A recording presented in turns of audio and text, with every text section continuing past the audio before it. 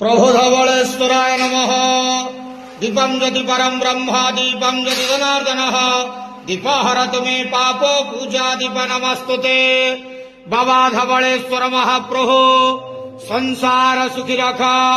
आज पवित्र श्रावण मासर प्रथम सोमवार प्रतिपदा तिथि समस्त भक्त मानकर मनस्कामना पूर्ण कर। समस्त भक्त मानक आशीर्वाद कर। कर्म क्षेत्र उन्नति कर। ग्रह निष्ठ मान खंडन कर। बाबा धवलेश्वराय नमः। बाबा धवलेश्वराय नमो नमः। प्रभु नमः शिवाय संताय करणाय त्रिविताय जटाधराय हर हर महादेव शिव शंभो महाप्रभु धवलेश्वराय नमो नमः। संसार सुखी रखंतु आनंद गेवार हरि बोलो।